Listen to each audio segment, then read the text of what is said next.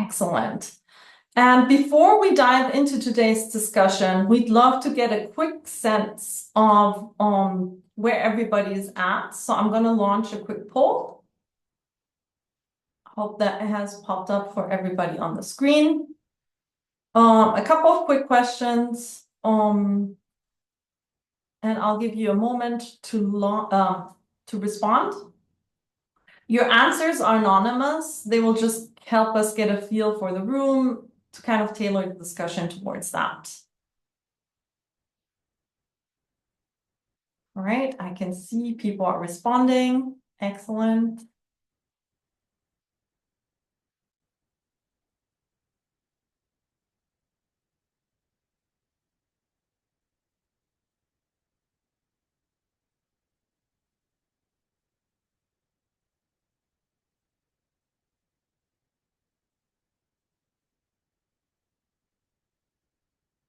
Okay, we have more than 50%. I'll just give it a few more seconds for everybody to respond.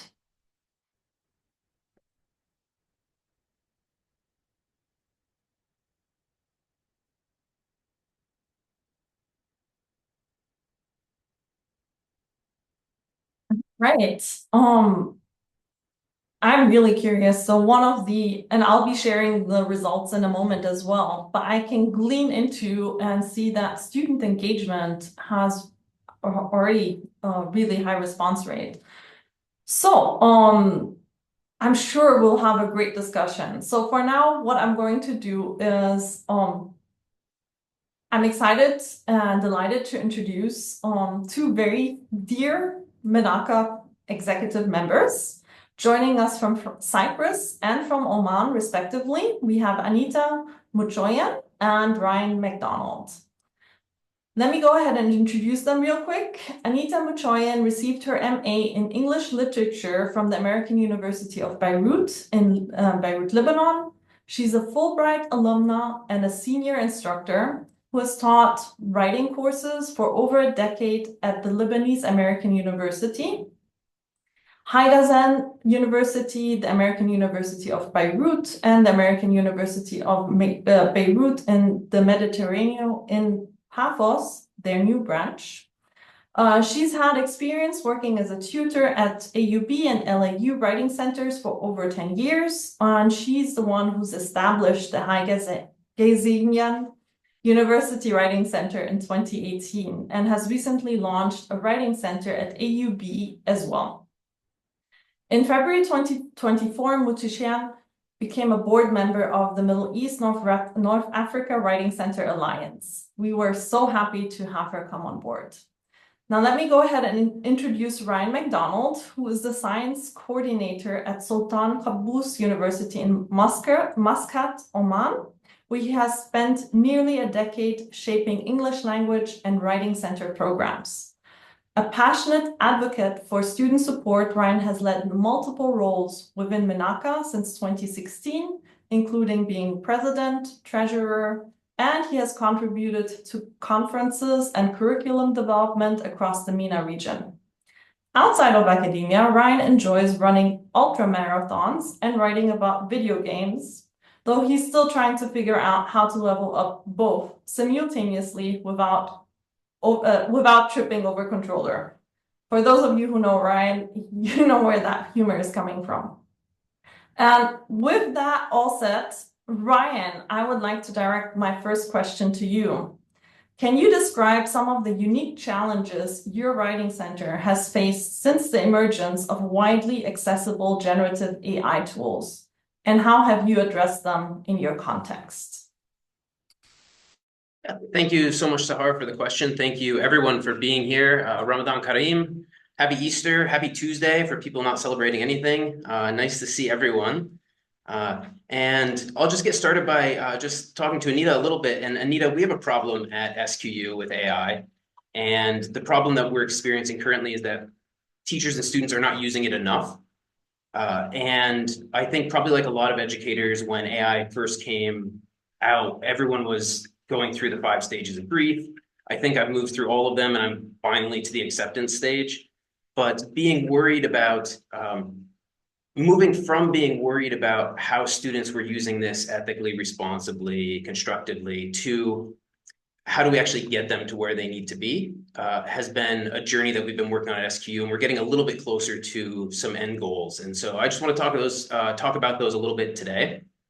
And I think when the challenge first came to the forefront, we were thinking about, is this a writing center responsibility? Does this fall into our core dynamic of who we are and what we do? Or is this somewhere on the periphery? And so we started looking at just a basic needs analysis and what the core mission of a writing center is and our values. And we're firm believers that writing centers exist to fill in the gaps between curriculum, achievement, student achievement, and teaching.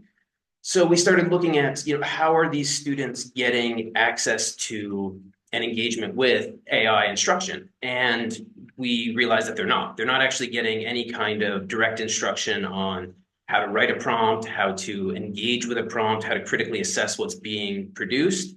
Instead, what they're doing is being told to stay away from AI as an academic integrity issue, and they're not encouraged to experiment with it in any way.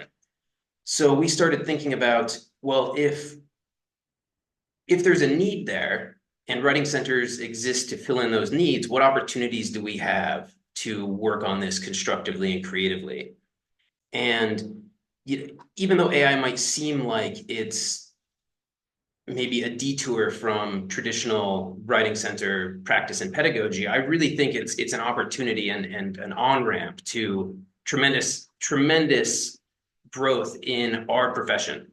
So I'd like to envision writing centers as a bastion of competence when it comes to AI instruction and prompt writing, teaching students how to work with these, teaching faculty how to work with this new technology. I think it'll form new opportunities for alliances with other institutions, but then also the larger community, because people need this across the board. And when you think about what a writing center is and does, we work with students and faculty on improving clarity, on improving content, on improving their ability to communicate what they're thinking with the ultimate reader, who could be a teacher or could be an AI program. So we kind of went back to square one and we started thinking about, well, how do we justify this as a rationale? And we said, well, like Therese Tonis was talking about socio-pragmatic discourses. Writing centers are spaces that exist within a specific context, and students need to be taught about that context and some of the meta language that goes along with that and some of the ways that they can exist with those discourses. And if we reframe that and think a little bit about the current discourses, AI and prompt writing is a new sociodynamic discourse. It requires students to learn a new meta language. It requires them to think about how they're interacting with this. And it necessitates the idea that they're moving from content creation, where they're starting from draft zero or a blank page for a draft, to content curation, where they're actually working simultaneously with these generative AI programs to create lots of different content. So we started developing workshops thinking about how can we do a backwards curriculum design on what we want them to be able to do by an endpoint. And we're still piloting them, we're still drafting them, but we want to start with basic prompt writing, identifying these things. There's a lot of information out there from like Ethan Mollick is fantastic. We'll probably share some resources in chat. Greg Brockman, who's the co-founder of ChatGPT, they share these kind of golden rules for prompt writing and ways that you can improve your communication with AI and ways that you can get more positive outcomes. And so we're really thinking about how to teach students to engage critically with what's produced and think about it in a new way so that it's not something that they're shying away from, it's something that they're engaging with. Because we know from, there was a recent study in 2025 from the digital, let me see, I wrote it down, Digital Education Council AI student survey, and they were showing out of 4,000 students across different contexts, they're all screaming out, like 87% of them are saying, we want institutions to help us navigate this new space. And so I think writing centers are going to play a prominent role in the next 3 to 5 years, and then more so beyond that. And if we get ahead of this, we can be thought of as leaders in this field instead of just trying to catch up.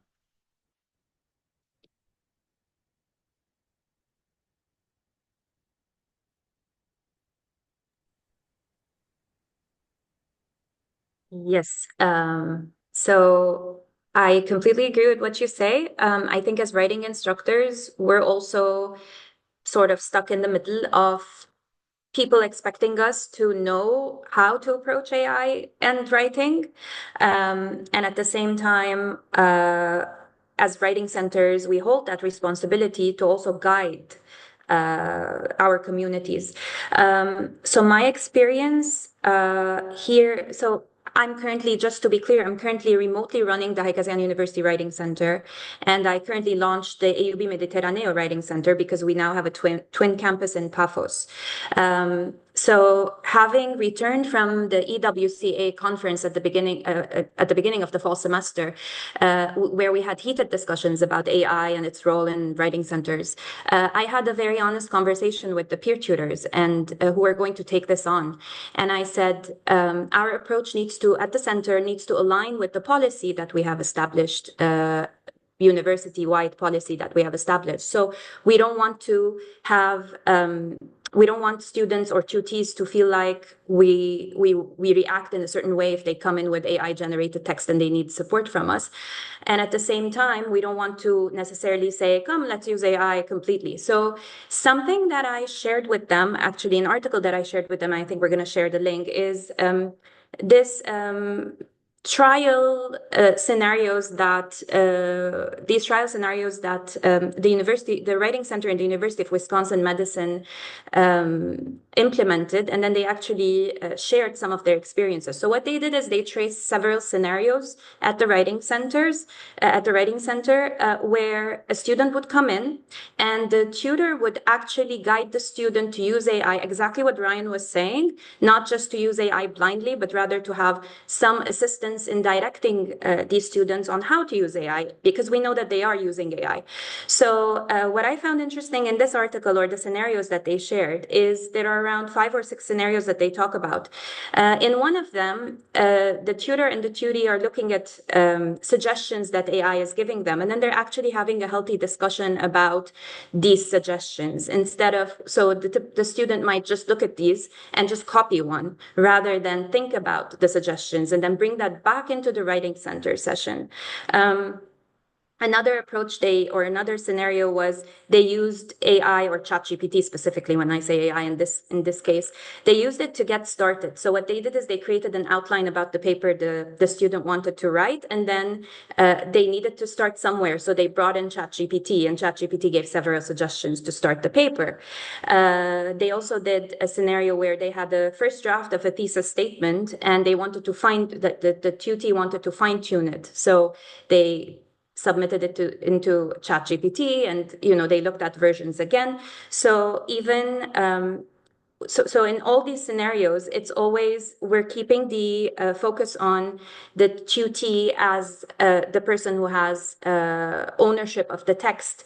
And so earlier, when we used to talk about writing center sessions, it was all about the ownership of the text. You shouldn't take, as a tutor, you shouldn't take the ownership of the text. And now it's I think we're moving towards the ownership of the text should not be given to AI, but you're still the one who's trying to use AI as a resource or as another tutor, but definitely not to replace your work.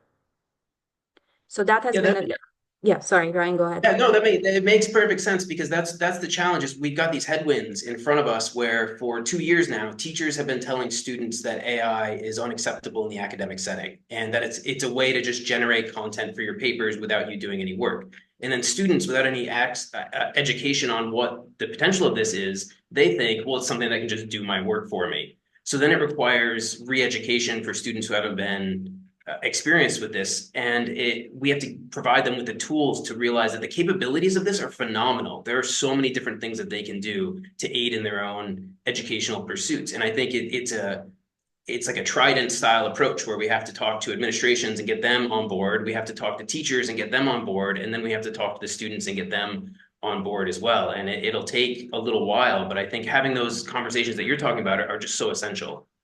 And I think we can expand these conversations from the one-on-one sessions to the community through workshops or through having healthy conversations with other faculty members so that there's a consistency in our approach within different educational institutions, I believe. Absolutely. Yeah. Awesome. I think this is a good segue for the next question. And Anita, I would love to get your intake on that first. You mentioned programs. What innovative strategies or programs have you implemented to keep your writing center relevant and effective for students? So my answer is going to align with, I mean, there isn't a specific program that we are implementing at the Haigazian University Writing Center. Again, we're learning as we go, definitely, but I would like to discuss maybe two scenarios that give you an idea about our approach. One of them comes from the Haigazian University Writing Center. I was talking to my peer tutors about their experiences this semester and the previous semester with students bringing in AI-generated texts. And one of them kept saying he used the opportunity to redirect the tutee to the AI policy that the university is adopting to sort of balance between what the tutee or how the tutee is using ChatGPT versus where the role of academic integrity in a sense comes in. And one example that my other peer tutor shared is that a student came into the writing center having written a personal statement for higher education, for an application for higher education. And he walks in and very comfortably, because it's a safe space, says, I used ChatGPT to generate this personal statement. But what I really like about this scenario is I think as a writing center, we're still keeping our relevance. For me, this was beautiful because it wasn't that the student felt like I used ChatGPT, so I'm good. It was more like, okay, so I used ChatGPT to write this, but now I want to come to the writing center to discuss what ChatGPT gave me. And so they ended up discussing the content together, and the tutor kept making it a point that, this is very obviously written, but I mean, anyone who reads this will know that you didn't write this. So the role of the tutor then shifted to how can you personalize this? So the questions started being oriented towards how that personal touch can be added to what ChatGPT had given. And they actually went to ChatGPT for further suggestions.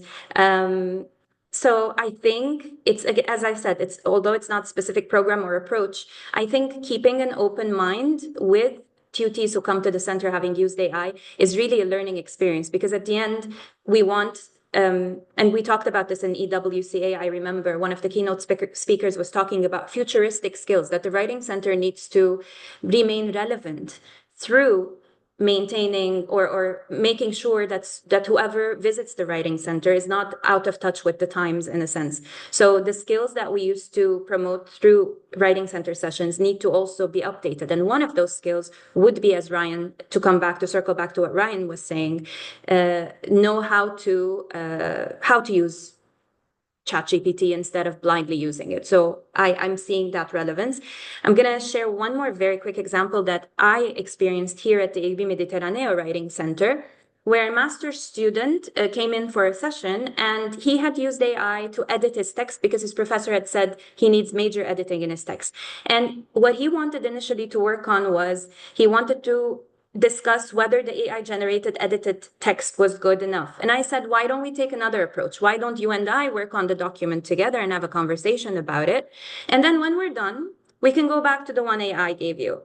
And it was beautiful because I felt like, okay, no, we've got this, we're good. Because at the end of the session, the graduate student said, wow, what I got from the edited version definitely does not compare to what I got from this session, because he was actively taking notes and learning about what to avoid or what to do better in upcoming texts. So he got that confidence, whereas AI had just edited the text and had given him a version, but he had no idea. Like some of the ideas that he wanted to share were lost in that version, and he didn't even know how to review the edited version. He thought, okay, I'm done, I edited it. So yeah, this has been, I think for me, this confirms the value of the Writing Center. Ryan, what do you think? Yeah, I think, Anita, that's exactly right. I mean, for how long have students had trouble getting ideas from their brain onto a blank sheet of paper? Because that's one of the most intimidating things that we have as writers. I struggle with that, getting started with something. And they've had books out like They Say, I Say, which gives you structured rhetorical support. That's basically Mad Libs for academic writing. There's no big secret to the type of rhetoric that we're using. And it's not like it's behind some kind of paywall that people can have access to or that we should criticize them for it. And so what ChatGPT is doing is providing a framework for you then to leap off from. And so I think a lot of students will produce something and say, well, I can't write as good as this. This is better than I can write. And that's where the personalization conversations come in. You say, well, yeah, but this doesn't tell me anything about you. This doesn't, I don't get tone, I don't get voice, I don't get personalized anecdotes. And so then as a launching point, that is a beautiful place to start, because then they can create something that is more reflective of them as a writer, them as a person. And it's not as though the AI is the one that's done all the work. The AI is the inception. And then we provide them with the tools and the framework so that they can claim ownership over what they're doing and make it truly their own. And then it's just removing roadblocks in that way. And there's always going to be issues behind academic integrity and authorship and co-authorship. And we'll have to work through those issues, I think, over the coming years and figure out exactly how that's going to play out. But I completely agree that it boils down to one-on-one conversations between writers and writing centers to navigate those. Well, thank you both for sharing those insights. Ryan, can you elaborate a little bit more on a success story or particular initiative that has had a positive impact on your writing program? And then Anita, for you, for your writing center, respectively.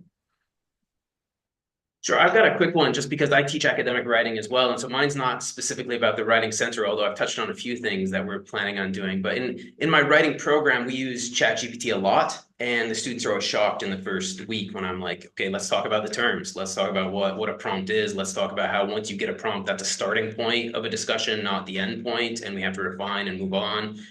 And we've been recently, I've noticed the students have been struggling with register and tone, and it might just be an Omani thing. I'm not quite sure, but we've been struggling with it a little bit. So I've been playing around with having the students setting up their own ChatGPT, and then part of what they have to do for our academic program is take an ill-structured problem for a scientific research report, and they have to write a research report proposal. And so I've been asking them to take that research report proposal and then set a series of instructions that go into ChatGPT that they copy and paste that I provide them. And then we set the response to one of three things. And we'll say either rewrite this as a blog post, rewrite this as a biased newspaper article, and rewrite this as a tweet. And so they can choose whichever one they want to rewrite it as. And then they watch in real time how it can just instantaneously change something. And then we have a series of kind of critical thinking questions that we approach it from. So structurally, what's different? That's the easy one. But then rhetorically, what's different? What choices have been made between register, and why does that matter? Which one is more engaging? Why does it seem like academic writing is inherently dry? How can we understand these things?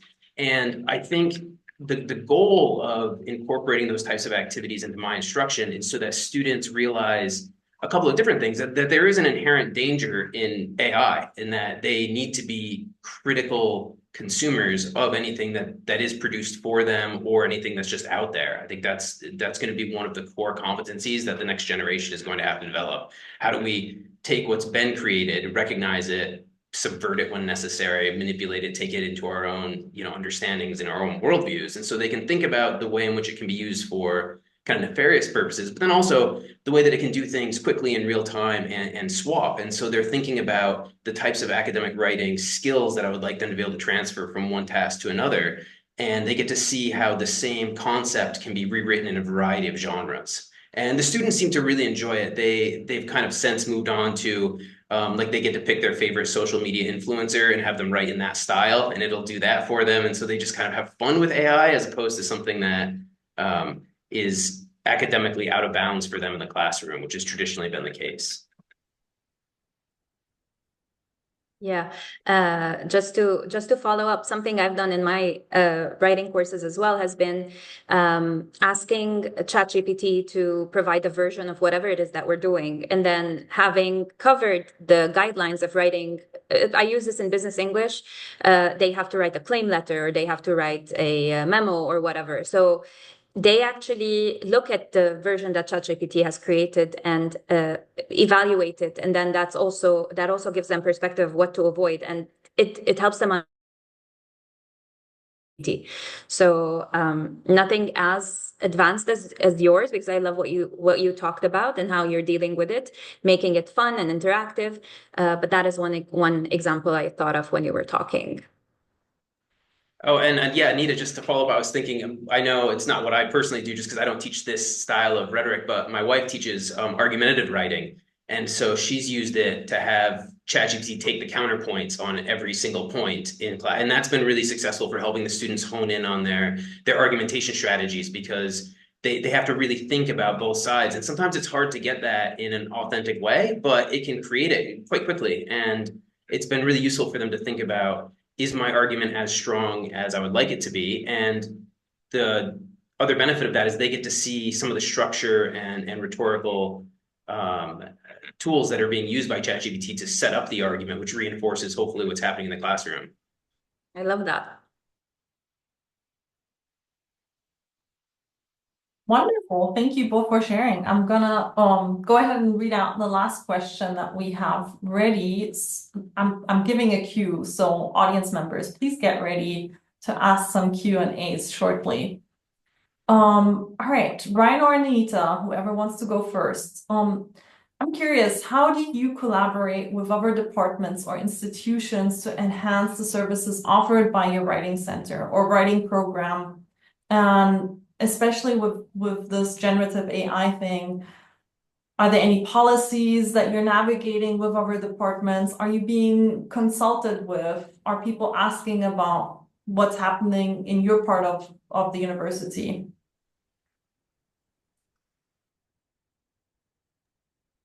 Anita, do you want to go? Go ahead. I don't really have, yeah, go ahead. Well, so we have, we use the general process of ADRI, approach, deployment, results, and improvements for how we approach writing center management. So we think about what is our, how do our policies and procedures align with the goals and mission of the universities? How are their long-term plans aligned with what we're trying to do? And we tend to think that if we're going to stay current and relevant, we need to be advertising those skill sets. And so that can be overwhelming at times, because I personally feel that I'm not an expert in like some of the new technologies that are coming out, and particularly how to navigate them. So it might involve bringing in experts, which might involve, funding and things like that. But there's no doubt that what's happening right now in academia has increased our numbers and our need. And I think it's highlighted the fact that teachers don't really know what to do with a classroom of students who have just printed out a bunch of papers from ChatGPT. And I think there's a lot of that going on. And so it's getting people kind of curious about what exactly does a writing center do? And we have a well-established writing center at our university, but there are 25,000 students, and we have just in our department 250 teachers. I have teachers that are in our department that come and ask me, what is the writing center? And they've been there for 5 or 10 years. And so you're constantly having to define yourself and then redefine yourself. And that's both a blessing and a curse, because it is really nice to have the opportunity to redefine yourself when new technological trends come out. And so we've been focusing on outreach with different departments. One thing that we always keep on hand is just an entire Google Doc of services that we provide, including like workshops that we provide. And we send those out to department heads and let them know, like, if you're interested in collaborating, for example, in the fall on a series of workshops, we'd be happy to do that. If you have any concerns that you think that we can collaborate on, it's a lot of door knocking. It's a lot of just going up and down the aisles, trying to meet people and talk about what they need. And sometimes that can be frustrating because you feel like you're trying to justify your own existence. But I think that's the opportunity that I was talking about earlier on, where if we can establish ourselves as experts in this zone, if we can carve out a space, and I think this is so in our wheelhouse of the type of thing that we do every day. We look at, like, if you think of a prompt, we look at a prompt, we think about what a student wrote, and we say, what were you thinking when you wrote this? Why did you write this? What are your goals for this type of thing? And then we think about the writer and what they need in order to write a more clear prompt. And then following it up of, okay, that's what it generated. This is our first draft. How do you feel about this? What are your thoughts? The way that we navigate this space is just exactly what we do every single day, but in a very new and very technical format. But that's good for us because we have a leg up on a lot of different, like, traditional instructors who don't have that kind of experience and don't work on those types of conversations and feedback. So I think by first doing the research ourselves, sharing information, hopefully like this is the start of it today, and talking about what we're all doing together, we can become, as MENAWCA, we can become an entity in the region that, specializes in this kind of thing. And people come looking to us for advice on how we do this, because there aren't very many people doing this right now. I was looking at universities just yesterday, trying to see how many people have programs on, like, educational programs on artificial intelligence and using it. And I couldn't find any other than a few creative writing programs that were using them. NYU has one. A couple of the Ivy League schools have different things, but they're not focused on teaching students how to use it, from what I can tell. They're focused on using it as a tool in collaboration with classroom instruction, but it's not actually teaching the students how to go about doing that. And so I think that's where through structured workshops, through just general competency of us in the profession, we can really carve out a niche for us. And I think the future looks really bright with AI and writing centers.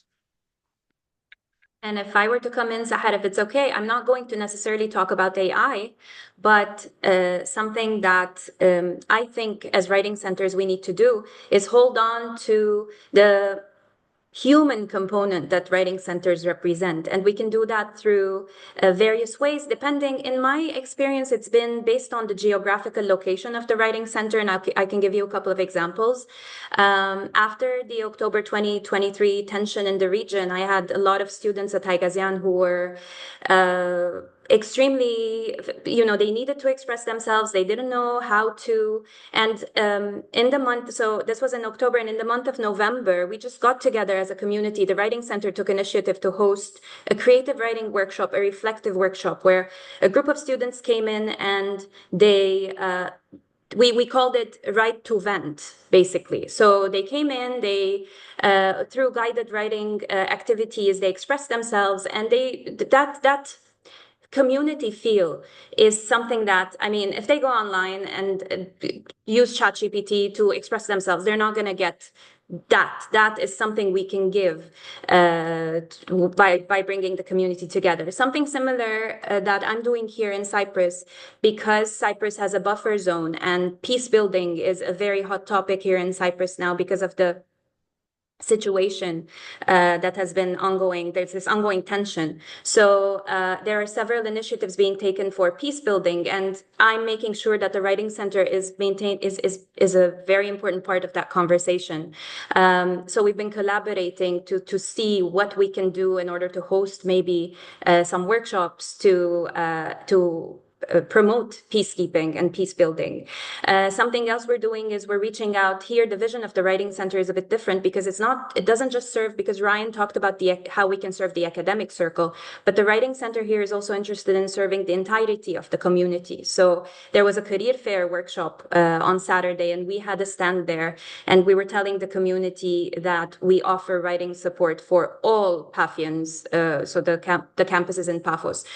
So I think by investing in these possible outreach initiatives, I think we maintain our relevance as writing centers, irrespective of our competitor, which is at the moment artificial intelligence. Wonderful. Thank you both so much for sharing all these insights. With that in mind, I would like to open it up for Q&A from the audience right now. And for this, feel free to raise your hand or unmute if you want to ask a question live. If your environment doesn't allow for that, feel free to drop your question in the chat, and Shauna will read it out loud. With that in mind, Shauna, did we have any questions? Can I hand it over to you? Yes, thank you, Sahar. Hi, everyone. I'm Shauna Loy, and I'm a writing specialist at Northwestern University in Qatar, just to introduce myself. Welcome, everyone. And we do have a question from Lawrence Cleary in Ireland, in Limerick, Ireland. Hi, Lawrence. Thanks for your question. So I'm just going to read it out, Lawrence. I find my conversations with my tutors, many of whom are international students, center on the line between when AI is authoring and when they are authoring. I'll put the emphasis there. I often find myself disagreeing with their assessment, but they seem so convinced that some practices, such as having AI edit their papers or having it fix the English, is not a violation of academic integrity. I suppose if the work done by AI were scrutinized for meaning, and if the writer felt it reflected their own meanings, is this not okay? Just wondering where the line is. I don't think it is very black and white, but there is some point where you wonder if AI shouldn't share the grade. So I'll hand that or pass it to the panelists to address it. And if you want to read it, it's in the chat.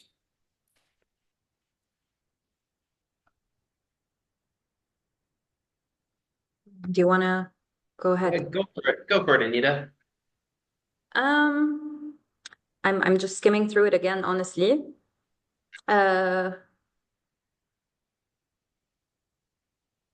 So basically, I suppose if the work done by AI were scrutinized for meaning, and if the writer felt it reflected their own meanings, is this not okay? Just wondering where the line is. And I think you're talking about the ethical line, right, Lawrence? And this has been, I mean, Ryan shared a document with me recently, and he asked this question of what is, this prompt to give students, what is writing? And who do you think is an author? And what about the voice of an author? And how much of that is captured in the text that is generated by AI? So going to answer not to answer your question, but to think about what you've written there, I'm still, as a writing instructor, I'm still very uncomfortable if my students submit something that's not fully written by them, but I'm training myself to become more tolerant and more accepting of the fact that this might be a co-creation. But where I draw the line and where I raise awareness is, it cannot be, so if it's replacing your thought process and if it's taking away the skills that you need to acquire from this course, that's where you draw the line. And in my experience, I mean, I'd be naive to say this has been working 100% because I'm sure there are students who got away with it last semester but I'm doing my best to keep an open conversation with them. And sometimes they have this aha moment whereby they get it. And this Friday, we're planning an entire workshop for students here because we have a very small community here in Cyprus. We have 150 students. It's the dream university because you can really do individual work with them. So we're planning a workshop, which is basically AI literacy. And it's all about raising awareness about, not replacing the writer, but maybe finding that balance. And you say, I don't think it's very black and white, but there's some point where you wonder if AI shouldn't share the grade. And I think I completely see your point. And I don't think we're there yet. None of us can claim that, we've mastered this and we've got this, and none of our students, I think it's a learning process as we go.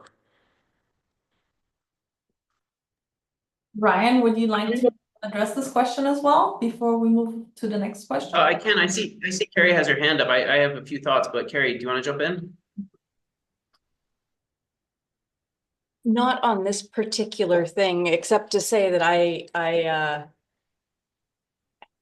think it sounds like it's a question partly, is it right, Lawrence, of language mastery? And if somebody's submitting something that has been heavily edited by AI, do you feel that is part of what the issue is?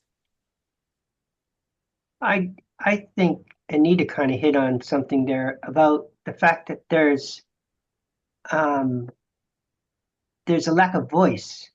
In other words, the student's really not there. It's the student's meaning is there, but it's expressed by somebody else. And I guess there's that. Like I put in a comment also, I guess I have to trust our tutors, because our tutors, I trust them. I do trust them, and I have to accept the fact that I might be wrong. And if they tell me that what they're doing with students is not unethical, I have to believe them, because they're smart people, they, what can I say? So yeah. Yeah, I think Lawrence, that's when the sense of voice gets completely lost. That's the real issue. But you could also make the counter argument that any student, I mean, for years I've been struggling with my students personally with sloppy final editing. Just mechanics, just straight mechanics. And now we're almost at the point where students have zero excuse to be turning in writing with mechanical errors, because I almost think they're being lazy by not running it through ChatGPT to autocorrect those, because that's the tool that they have. Why I certainly, if I have to write a report, I'm certainly using my wife and that as a proofreading tool to just go through and give it a double check. Now, that's different than heavy revision where voice gets lost, right? So I think there might be a line between the types of errors that we're asking it to use, and that might be harder in a writing center session to decide. But I suppose if they're just using it for final edits, they're probably not coming to the writing center for feedback on it at that point. I guess the difference between getting Microsoft Word to do a spelling grammar check and ChatGPT to do a spelling grammar check is that when Word does it, you have options. It's giving you options, saying, do you want to change this? I don't know if that happens with ChatGPT. I think they may make changes, and it's not really, if you don't have an original draft to compare it to, and I think somebody brought that up earlier, then how do you know? I mean, you'd have to really go through it again and make sure that it actually is saying what you meant, I think you can also ask it to give suggestions rather than to make changes. So I think I found that is a way to tackle that. Can you suggest several ways to review the structure or the academic language within this, and then you upload it, and then it gives you possibilities rather than to take over and But this is what we need to teach, basically. The ability to ask for suggestions rather than ask it to do it for you and to submit that, where your voice or your viewpoint is lost to some extent. Okay, I just want to read a comment from the chat, and perhaps our panelists want to respond to it. It's from Sana Shakrun, Sana. We integrated AI in one of our courses about research and communication at UDST here in Qatar, and we are teaching, sorry, my screen just moved. And we are teaching students how to use AI tools ethically and strategically. The results are very positive and students are highly satisfied. Yet one of the ongoing challenges is staying up to date in the rapid advancements in AI. Any comments to that, panelists? Yeah, this is very overwhelming because every day you know less than, like every day there's something new coming up. And within the communities where I teach, people come up to me and expect me to be aware of the latest information. I think we need to go easy on ourselves, I would say. I think what we're doing, and this is something that actually resonated with me from an EWCA, from the EWCA conference. One person said, don't feel I mean, yes, we are the writing center representatives and there's a lot that we are responsible for at the moment. But at the same time, I think if what you talk about, Sana, is beautiful. And if you're managing to do that and your results are positive, I don't think you need to live with that extra stress of, oh my God, what if tomorrow there's something new that just came out and what if I don't know about it? I think just by staying updated as best as we can, I think we're doing a beautiful job given what we have at the moment. Yeah, Anita, I completely agree. I mean, I turned 40 this year, and I feel like I don't know anything that kids are doing these days. And so if we provide them with the tools, like a structured course, that sounds amazing. That's, I think that's the goal for all of us. If you're interested in sharing a syllabus, my email is going to be posted to this discussion, but that if we provide the students with the tools, we don't have to be the experts. It's the same thing when a student comes in with a piece of writing that we don't understand the content of. We don't have to know everything about the tech in order to provide them with support. And as long as we're giving them that toolbox to draw from, they can then apply that outside of the class or even in the class in their own way, because I think largely they're going to be that next generation, much more savvy with tech than we will ever hope to be, because they're getting the information faster, they can apply it more eloquently, and we're always going to be playing catch up. So I think I agree with Anita, what you're saying, like this, it's okay. We need to give ourselves a break. Just a supplemental comment from Sana. She says, I always ask my students to write the right prompt, especially for proofreading, without changing the structure and meaning of their own work. And then Maya says, something I noticed, we need to teach students the ability to prompt, because sometimes in the process of writing the prompt, they end up finding the answer. Yeah, well said. Okay. Yes, just Shauna, go ahead, just Mark. quickly on prompt writing, just so much of it, I think that was the first thing that I learned, was that good prompts are very long. Good prompts are very detailed, and they have those core components. A lot of students are saying, draft me a letter of intent, or write the first part of a research paper, and it can do those kinds of things. But it's very complex to write these prompts, and if students understand the components that go into them, then they can become more nuanced users of it. But it's not as simple as just saying, here's how to interact with it. We have to teach the whole language of this, not the coding language, but the actual interface language of how to get the type of response that you want. And then, as I mentioned before, like that, this is just step one, the first response that you get. And then how do you curate those responses to get closer and closer to what your ultimate goal is? Can I just comment, Ryan? I mean, does this require new education for teachers then? Do we have to become educated prompt engineers? You're preempting discussion series 2, Shauna. Okay. I think, No, I think it's a fair question. Do we need another thing on our plate? I think prompt writing absolutely needs to be a component of tutor training, for sure. And I think we have to have at least a surface level knowledge of it. And it doesn't have to be how to do it exactly, just kind of the components that go into it and being aware of it. I think at a minimum, but I don't think we have to burden ourselves with becoming like experts in another thing.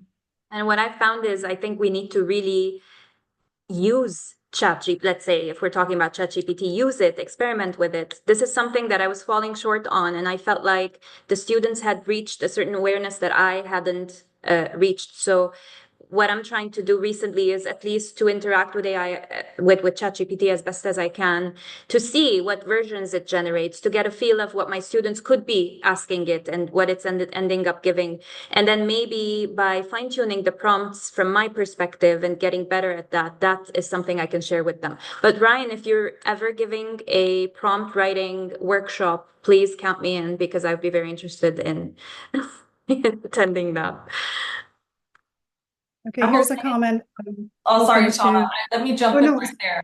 Yeah, please go ahead. This might be the topic for the conference where you offer a workshop in this. No pressure, Ryan. Oh, that sounds great. If people are interested, that would be really fun. Awesome. Okay, I'm just going to read a comment from Carrie that's open to the panelists, but also open to anyone who wants to answer. She's interested to hear from panelists or the audience about whether they're doing anything around reading skills. I worry that outsourcing readings to AI is going to cripple that skill set. It'll cripple everything, maybe. Does anyone want to jump in? Do our panelists want to have first crack at this? Maya, I think, has her hand raised. Maya? Yeah, I was about to suggest, probably if Ryan is interested in prompt writing as like part of the workshop you're going to conduct, I can assist actually, because we started with that recently at LAU. So eventually the Writing Center is going to offer a session on prompt writing. We already delivered a session to faculty 2 weeks ago, part of the series we're having. Today we have a podcast actually. Part of it would be on like the AI tools and detection, and then definitely prompt writing. That sounds great, Maya. Maybe Yeah. we can like talk later on. Like I can email you, Ryan, and like show you the proposal. All right. Lawrence, you had your hand up. Hi, yeah, I just spent about 2 weeks putting together a YouTube video on how to use AI to read in order to inform writing. And I think that AI could be a really good tool to help students read better. Like we emphasize this idea that Linda Flower idea of, writer-based writing versus reader-based writing, writer-based writing, trying to figure out what am I trying to say, and then reader-based writing, how should I say it? How can I make this case? In other words, how can I speak to the audience so they recognize me as a member of this audience who discourses in this way? And so it was kind of like a mock tutoring session, and oh my God, it was painful. Anyway, but I did get through it. I finally submitted it. It's up on YouTube. But the idea is that you talked about the prompt, and like the prompt was, where is the research question in this article, or what is it? How is it expressed? And so they came up with this, they came up with the conclusion because it was a science paper I asked them about the theses, and the theses was in the conclusion because that's what they came up with. That's what they discovered. Whereas in literary papers that I'd be used to writing, it would be in the introduction. So I had to change the language so that it was, first I started out, where's the research question? And I discovered there was problems with that too. So then I just said, how is the matter at hand? What is the matter at hand being tackled by this research? Okay, and so then it came up and it was fine, but also showing how to structure the paper, like how is it organized, how is the argument organized in the paper, and it can give you kind of a breakdown, and so it can be used as a way of, and also what are the weaknesses in the study. That was another really good one for the student because a lot of them don't think that there should be any weaknesses, and of course there's always weaknesses.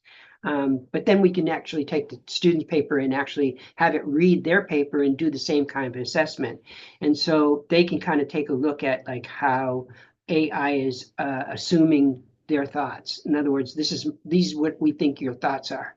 But it also teaches them how to read articles in their field.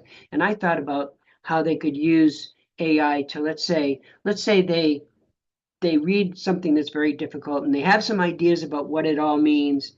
And then they ask if AI could summarize for them what they think it means. And then it either confirms or it doesn't confirm what they originally thought. And so then the follow-up questions would be things like, well, where did they say that? Or where did you get that from? And it forces AI to actually find the language used where they actually said something like that. And then that's teaching it to be critical. So I think there's big potential in there for helping students read. Let's face it, academic texts tend to be another language. So, I mean, whenever like people say, how can you read engineering papers? And it's like, I can read them because I know there's certain things in there that I should be looking for, like what's the research question? How are they going to, what justifies the research question? What kind of things are they going to do in order to move the knowledge field forward?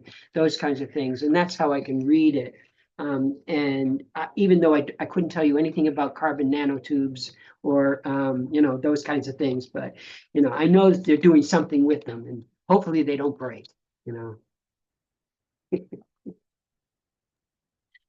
Awesome. Well, thank you everybody so much. Let me make sure that I go through our end of discussion. Well, what a fantastic discussion. A huge thank you to our panelists, both Anita and Ryan, for sharing their insights and experiences, and of course to everybody who joined and the discussion today and engaged through questions, answers, or through the chat. Before we wrap up, we have a quick exit poll that I'm just about to launch.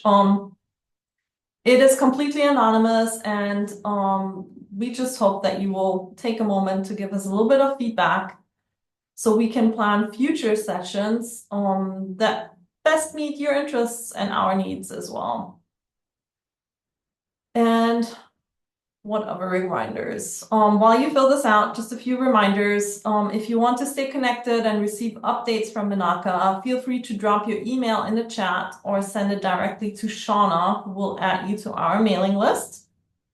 Also keep an eye out for an upcoming session where we will help brainstorm and develop proposals for the upcoming MENAWCA conference in October. Please save the dates. The dates are the 9th to the 12th of October. That's when we're hosting our biannual conference in Abu Dhabi. More details to come as well. And I believe Shauna also posted the call for proposals for this engagement. And again, thank you. Thank you for being part of today's conversation. And we hope to see you at our next session.